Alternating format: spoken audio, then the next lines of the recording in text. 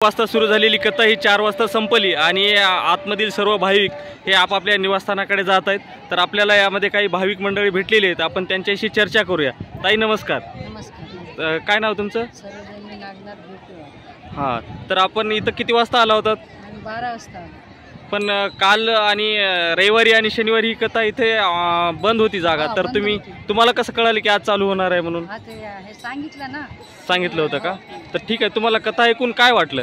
छान वाटलं आम्हाला। काय त्यांनी तुम्हाला गुरुमंत्र दिला, उपदेश केला? गुरुमंत्र दिला, सगळं माहिती सांगितली महादेवाबद्दल। ठीक आहे। ताई तुम्ही अगोदर कुठे गेला होतात का? मी परभणीला कथा ऐकायला पहिले अगोदर गेले होते। मग नांदेडला इथे तुमची दुसरी वेळ आहे? माझी दुसरी वेळ, माझी मुलगी आजारी होती। हां हां। माझ्या मुलीसाठी मी पशुपती व्रत पण केलं होतं। पशुपती व्रत केलं। तिसऱ्या सोमवारी माझ्या मुलीला त्रास व्हायला सुरू झाला। नंतर बाबाच्या कृपेने बाबाची प्रार्थना केली की तुमची बेटी नाही, माझी नाही, तुम्हीच माझ्या बेटीचा इलाज करायचा म्हणून। हां हां। बाबाला प्रार्थना केली।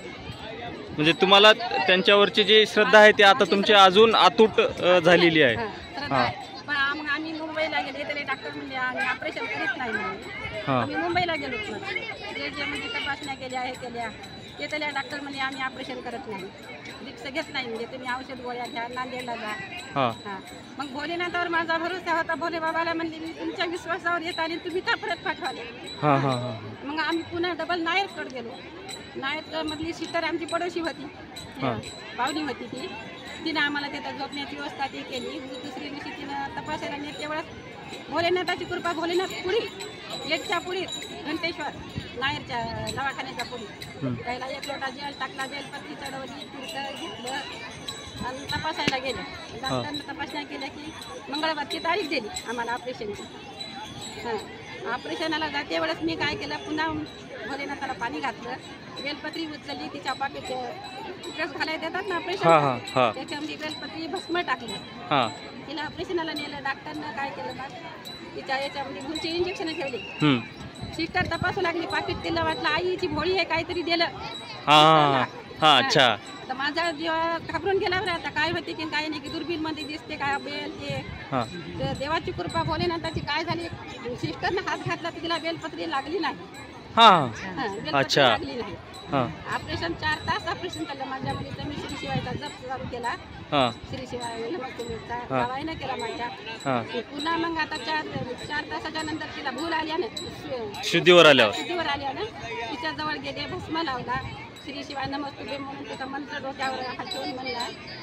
मग आता रूम मध्ये शिफ्ट करायचं, पुढे पळत जाऊन भोलेनाथाच्या मंदिरापुढे तिचा गाडा उभा केला। त्याचा जल तिला होटाला लावला, भस्म लावला, ते म्हणजे पाजू नका तुम्ही, आगाव करता का म्हणू लागली आम्हाला। मी होटाला लावला, देवाच्या कृपेने चांगलं झालं। एवढी गाठ आली होती तेवढी गाठ काढून टाकली, पहिली गाठ होती ते काढून टाकली।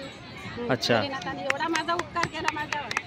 तर आपण बघू शकतात की आपण हा व्हिडिओ आपण यांची सहजच इथे थांबला होतात म्हणून आपण यांची मुलाखत घेतली, पण यांनी जी आहे ती सर्व प्रकार जो सत्य परिस्थितीत अनुभवलेला आहे त्यांनी आपल्याला सांगितलेला आहे।